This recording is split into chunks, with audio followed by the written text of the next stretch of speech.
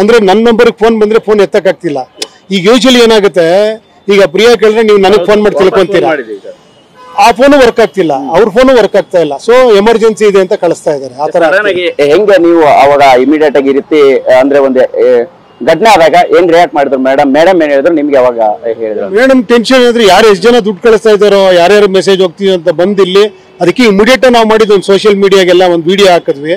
ನನ್ನ ಟ್ವಿಟರ್ ಅಲ್ಲಿ, ಅವ್ರ ಟ್ವಿಟರ್ ಅಲ್ಲಿ, ಇನ್ಸ್ಟಾ ಅಲ್ಲಿ, ಫೇಸ್ಬುಕ್ ಅಲ್ಲೆಲ್ಲ ವಿಡಿಯೋ ಮಾಡಿದ್ವಿ. ಆದಷ್ಟು ಶೇರ್ ಮಾಡಿ ಇದನ್ನ ಬೇರೆಯವ್ರಿಗೆ ಅಂತ. ಸೊ ನೋಡೋಣ.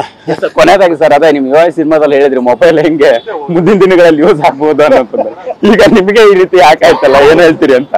ಅಲ್ಲ ನೋಡಿ, ಅದೇ ಎಷ್ಟು ಹುಷಾರಿದ್ರು ಸಾಲದು. ಸೊ ಇದು ಒಂದ್ ರೀತಿ ಒಳ್ಳೇದೇ ಆಗಿರುತ್ತೆ, ಯಾಕಂದ್ರೆ ನಮ್ಮಿಂದ ಒಂದೇ ಜನಕ್ಕೆ ಗೊತ್ತಾಗುತ್ತೆ, ಬೇರೆ ಯಾರು ಈ ತರ ಮಾಡಬಾರ್ದು.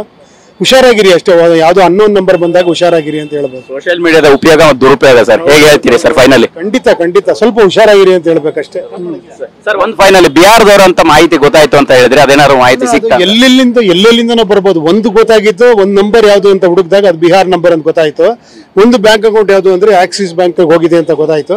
ಆತರ ಚೇಂಜ್ ಮಾಡ್ತಾ ಇದ್ದಾರೆ. ಈಗ ಹಣನ ವಾಪಸ್ ಪಡೆದುಕೊಳ್ಳುವಂತ ಸಾಧ್ಯತೆಗಳು ಇದೆಯಾ ಹೇಗೆ? ಅದು ಬ್ಯಾಂಕ್ ಹೋಗಿ ಅದನ್ನ ಬ್ಲಾಕ್ ಮಾಡಿಸಿ ಆ ಅಕೌಂಟ್ ನ, ಮತ್ತೆ ಪ್ರಾಪರ್ ಆಗಿ ಇವರಿಂದನೇ ದುಡ್ಡು ಹೋಗಿದೆ ಕನ್ಫರ್ಮ್ ಆಮೇಲೆ ಅವ್ರು ವಾಪಸ್ ಮಾಡ್ತಾರೆ. ಅದೆಲ್ಲ ಅಷ್ಟು ಈಸಿ ಆಗಲ್ಲ, ಇಟ್ ಟೇಕ್ಸ್ ಟೈಮ್. ಇದಿಷ್ಟು ರಿಯಲ್ ಸ್ಟಾರ್ ಉಪೇಂದ್ರ ಅವರ ಮಾತಾಗಿರ್ತಕ್ಕಂಥದ್ದು. ಕ್ಯಾಮರಾ ಪರ್ಸನ್ ಜಗನ್ ಜೊತೆ ಮಾಲ್ತೇಶ್ ಜಗ್ಗಿನ್, ಟಿವಿ9 ಬೆಂಗಳೂರು.